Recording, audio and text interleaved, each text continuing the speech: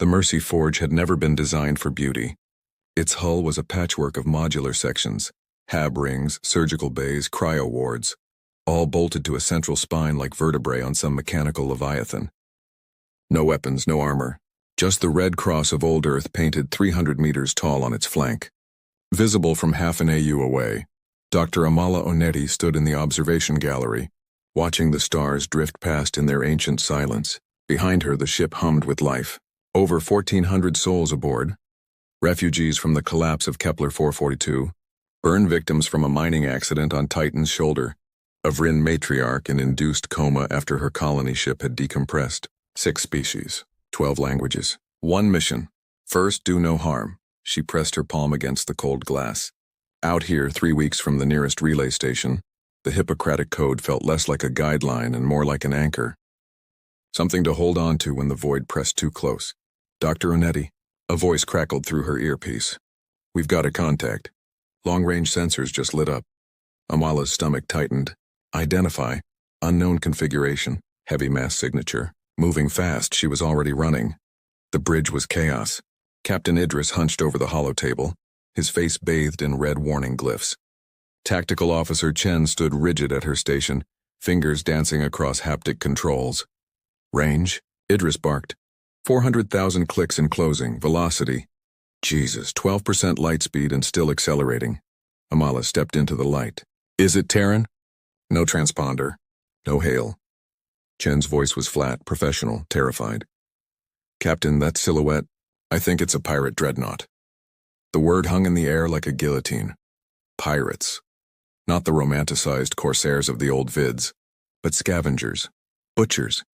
The kind who'd strip a hospital ship for parts and sell the crew to the biomarkets on Naraka Station. Open a channel, Idris said quietly. Broadcast on all frequencies. Tell them we're a medical vessel, unarmed, protected under the Geneva Convention and the Accord of... They're firing. The Mercy Forge shuddered. Lights flickered. Somewhere deep in the ship, alarms began to scream. Missile impact on Section 7, Chen reported. Hull breach. Ceiling now. Amala's fingers dug into the back of Idris's chair. Casualties? Unknown. Medbay 3 is gone. If anyone was in there, get damage control teams moving now. She turned to Idris. We need to run. We're a hospital ship, Doctor. We top out at .03C. That dreadnought could run us down in an hour. Another impact. The deck lurched sideways. Amala caught herself against the console, tasting copper. Her vision swam. They're hailing us, Chen said. Put it through. The voice that filled the bridge was synthesized, gender-neutral, utterly devoid of humanity. Medical vessel Mercy Forge. You are carrying high-value biocargo.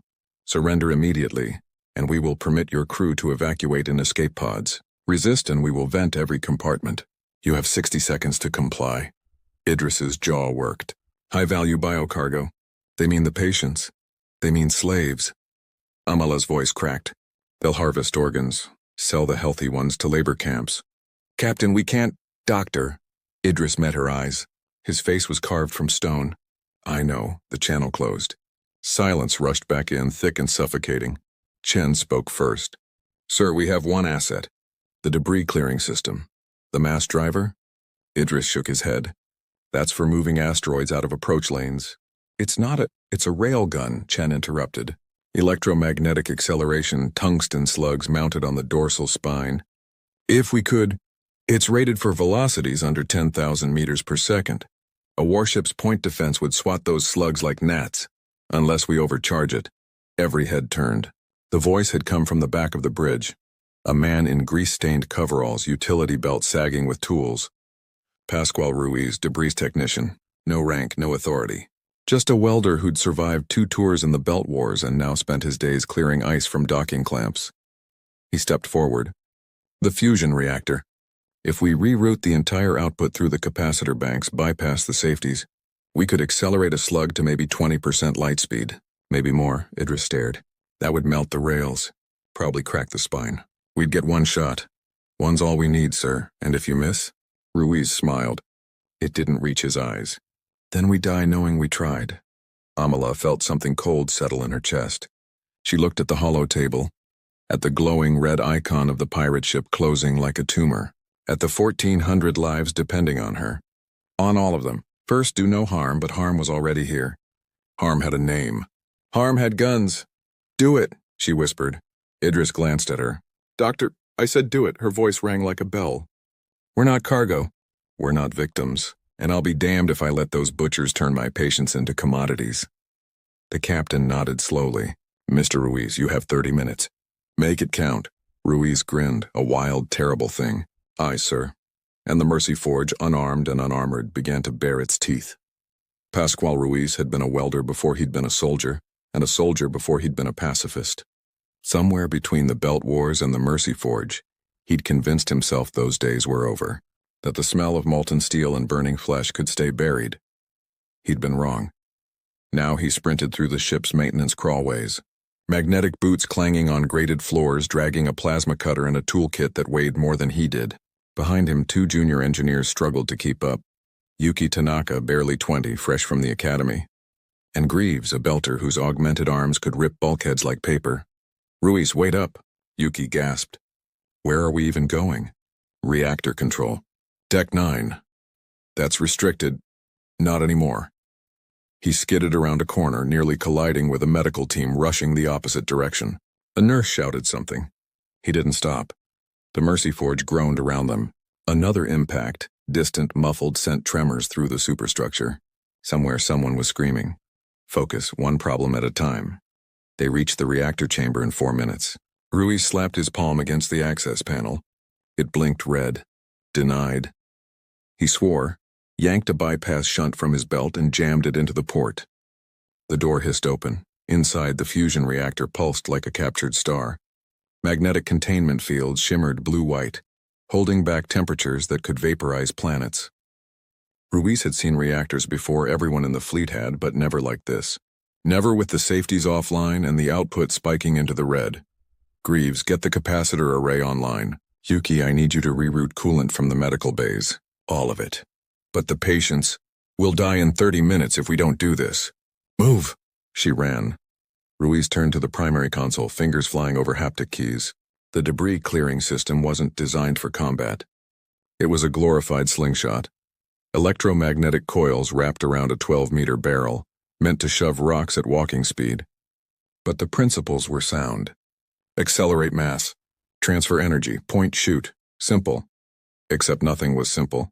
The power requirements alone would drain the reactor dry, and if the magnetic bottle destabilized even a fraction, if the containment failed, the resulting explosion would turn the Mercy Forge into a second sun. Ruiz. Greaves's voice boomed. Capacitors are live, but the breakers are screaming. We're already at 200% tolerance. Then get them to 300. That's insane. I know.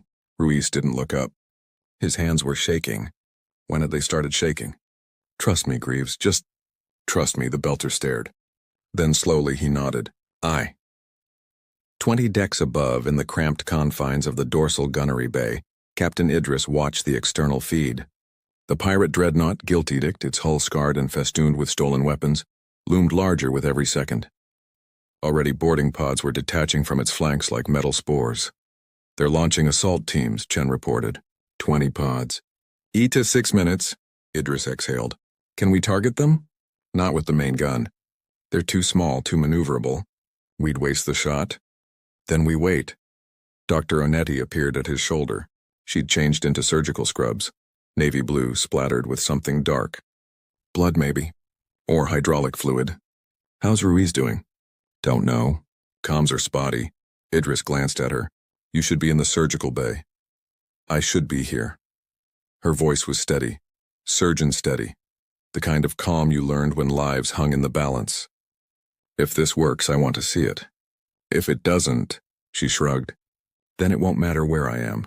A proximity alarm blared. One of the boarding pods slammed into the Mercy Forge's lower hull, clamping tight. Cutting torches flared. They're in, Chen said. Ruiz heard the breach alarm and felt his stomach drop. No, not yet, just a few more minutes. Yuki, status. Coolant's online. But Ruiz, the temperature curve, if we fire, the barrel will melt. Doesn't matter. One shot, remember? What about us? We're sitting 20 meters from an overcharged reactor. He finally looked at her. Yuki's face was pale, eyes wide, but her hands were steady on the console. A professional. Good.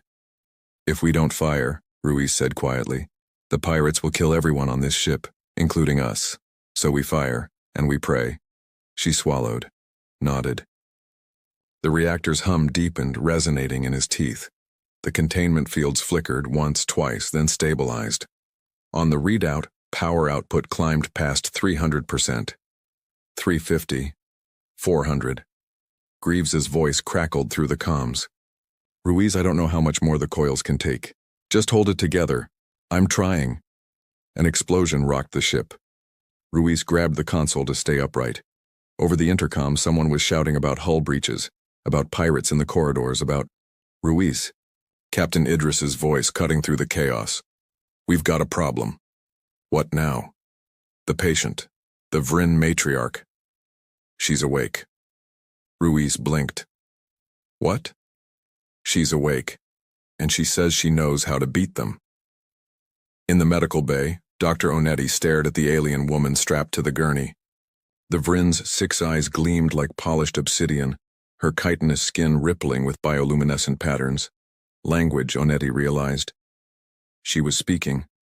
A translator bot hovered nearby, its synthetic voice flat. The ship. Guilt edict. I know it. I served aboard before. Onetti leaned closer. You were a pirate? Slave. Engineer. I escaped. The Vryn's mandibles clicked. Their sensor array, thermal only, blind to, electromagnetic. If you cloak heat signature, they cannot see. Onetti's breath caught. She grabbed her comm. Idris, shut down life support, everything non-essential, make us invisible. Doctor, people will freeze. Not before we fire. A pause. Then, understood. The Mercy Forge went dark. Silent. Cold. And in the heart of the ship, Pascual Ruiz aimed a god. In the sudden cold and darkness, the Mercy Forge became a tomb. Life support sputtered offline.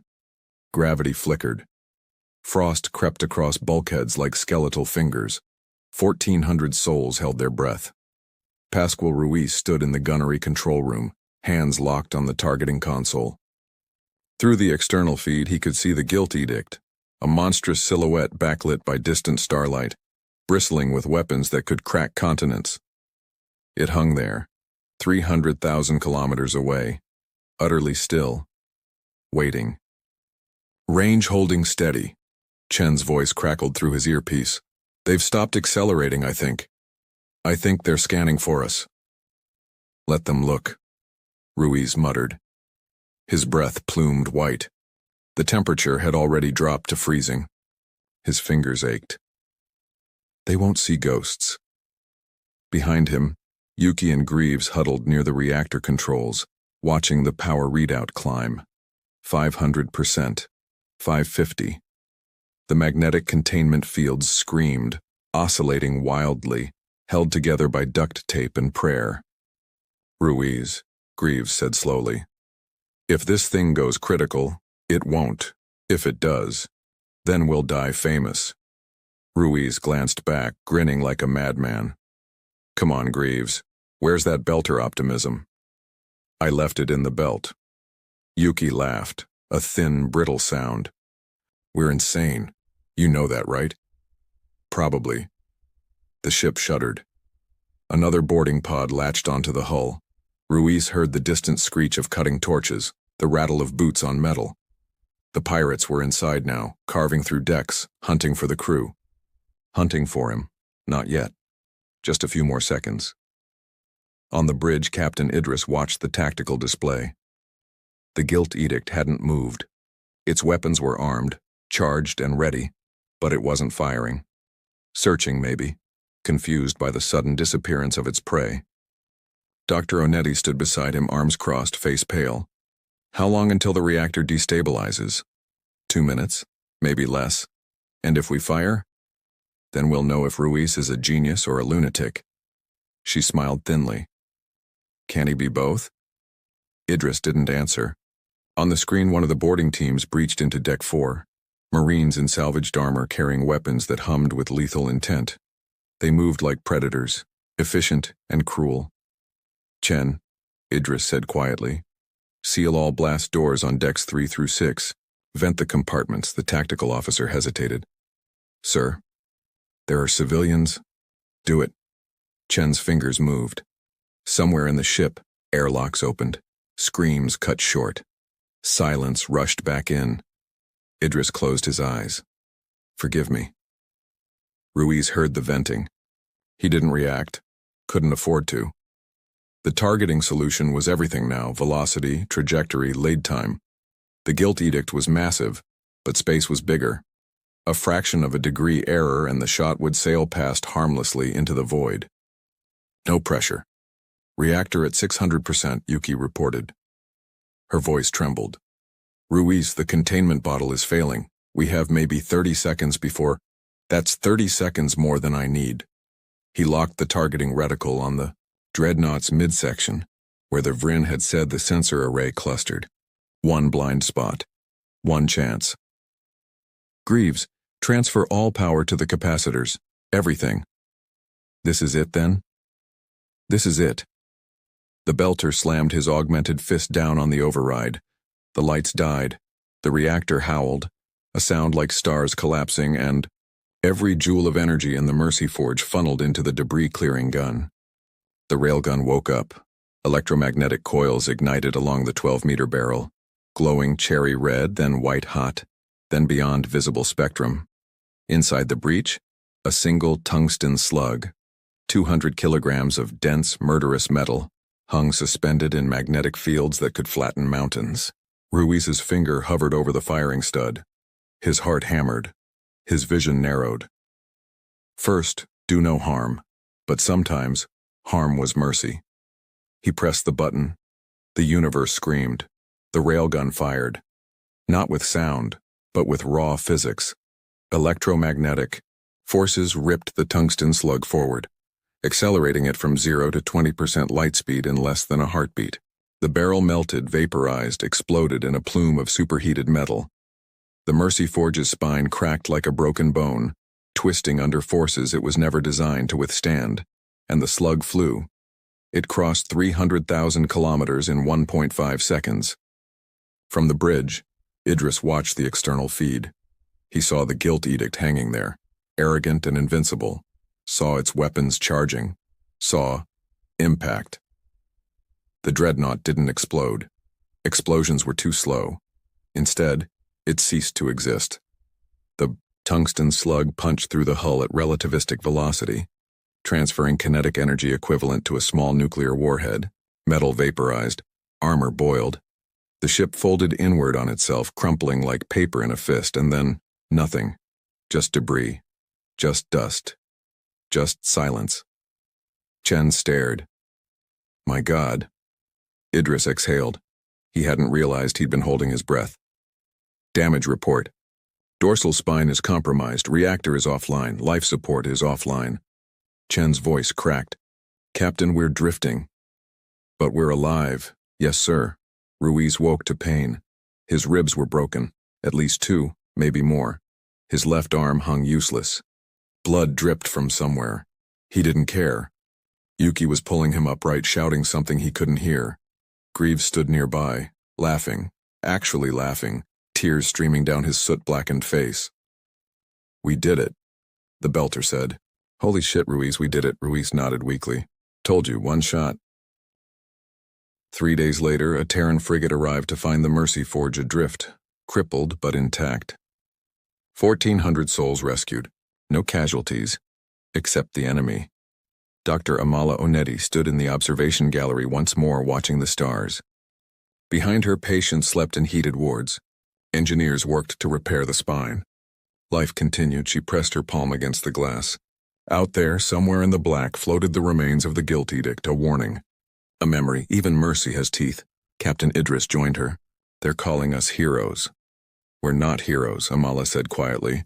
"We're survivors. Isn't that the same thing?" She smiled. "Maybe." And the Mercy Forge, unarmed and unarmored, drifted peacefully through the void.